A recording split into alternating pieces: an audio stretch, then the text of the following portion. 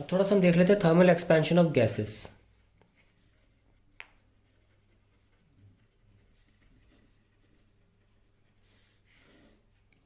देखिए, अगर आप सॉलिड और लिक्विड की बात करें ना, तो उनका जो सिंपली यही लॉजिक होता है कि जो वॉल्यूम है वो टेम्परेचर पर डिपेंडेंट है, और चाहे सॉलिड के केस में लेंथ का भी कॉन्सेप्ट होता है ना, और एरिया का भी होता है, और वॉल्यूम का तो है ही।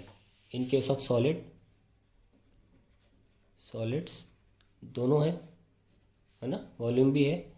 पर ये क्या है, इन केस ऑफ लिक्विड्स सिर्फ वॉल्यूम की बात होगी। ओके, ये तो हो गया भाई। लेकिन खास बात क्या है कि एक और बहुत इंपॉर्टेंट बात सामने आती है कि प्रेशर का इन पर कोई असर नहीं पड़ता। सपोज अगर नॉर्मल एटमॉस्फेरिक प्रेशर है तो भी ये सिंपली इस तरीके को ही फॉलो करेंगे कि टेम्परेचर से जो रिलेशन निकल के आ रहा है प्रोपोर्शनैलिटी पावर 1 पे, वो सेम रहने वाली है। चाहे प्रेशर को आप एटमॉस्फेयर पे रखें, चाहे आप इसे बदल दें, चाहे कितना कर दें, उससे सॉलिड और लिक्विड के वेरिएशन विद टेम्परेचर, उनके वॉल्यूम या उनकी अलग डायमेंशन के वेरिएशन विद टेम्परेचर पे रत्ती भर फर्क नहीं पड़ता।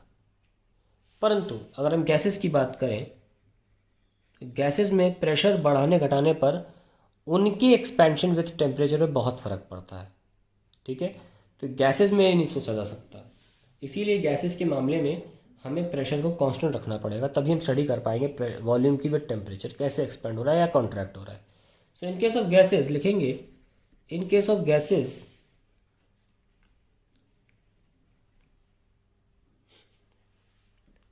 its pressure is to be kept constant. Pressure is to be kept constant to study variation of volume, variation of volume of gas with temperature.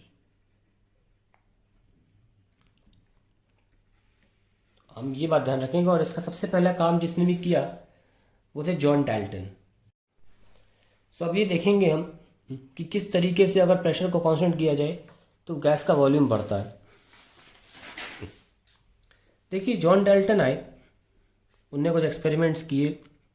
उन्होंने बोला कि ऑल गैसेस, कोई भी हो, all gases expand on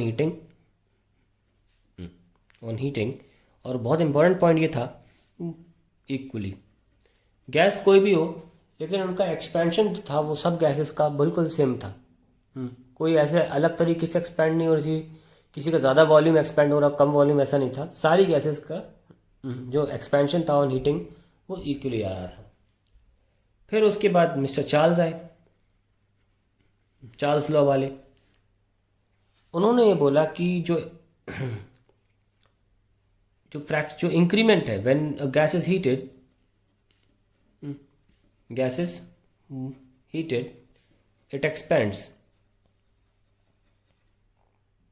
by some quantity। अब सुनिए, फिर उन्होंने बोला पर डिग्री सेंटीग्रेड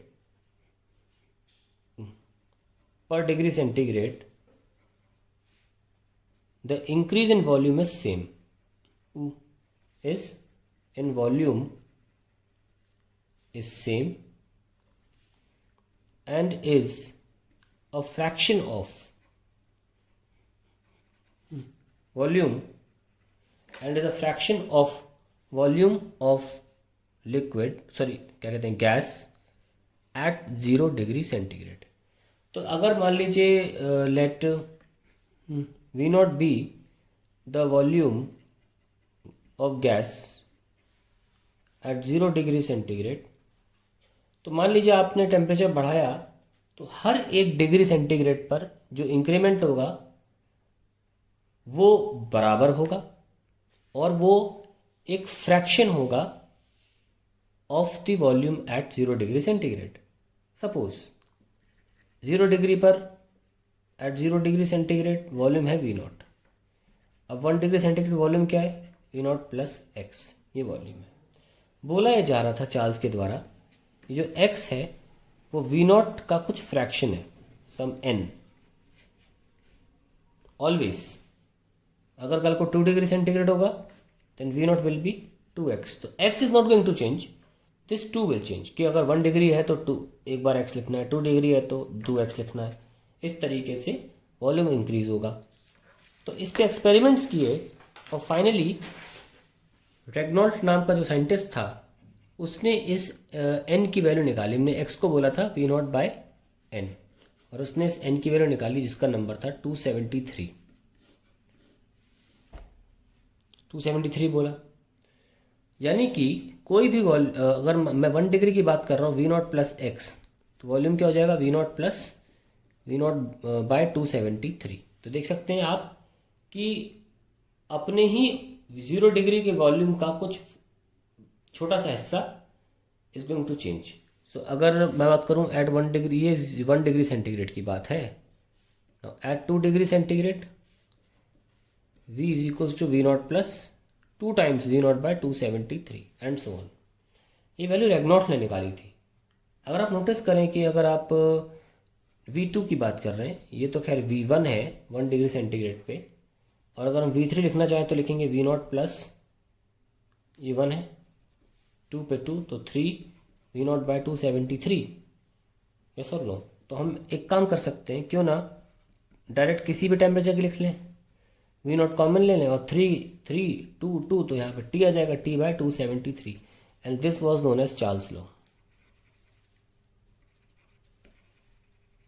ठीक है, so this is the concept behind expansion of gases। और इस फैक्टर को जो है ना हम बोलते हैं, this gamma is known as, it is denoted by gamma and it is 1 by 273। तो हम इस फॉर्मूले को ऐसे भी लिख सकते हैं कि Vt is equals to V0 1 plus gamma T। So that is the volume at temperature T। लेकिन ध्यान एक बार गौर फरमाएं कि ये फॉर्मूला जो है बिल्कुल मैच करता है expansion in liquids and solids में, पर इसमें बहुत इंपॉर्टेंट चीज़ ये है, ध्यान रखें, मैच तो करता है पर कुछ चीज़ें रखी हैं हमने कि प्रेशर जो है, प्रेशर जो था टॉपिक, सॉरी क्या कहते हैं पैरामीटर, वो हमने कांस्टेंट रखा। हालांकि सॉलिड लिक्विड में ज़रूरत ही नहीं है ऐसा करने की, वहाँ तो फ़र्क ही नहीं पड़ता। दूसरी बात, ये जो गामा है काफ़ी बड़ा होता है, alpha beta and gamma for solid से काफ़ी बड़ा है। तीसरी बात ये भी कह सकते हैं कि गामा जो है, गामा क्योंकि प्रेशर कांस्टेंट है, let's call it gamma P, constant pressure पे है, is almost same for all gases, same for all gases. सब गैसेस के लिए जो गामा पी की वैल्यू है वो सेम है, वो कांस्टेंट है और वो बदलती नहीं है आसानी से।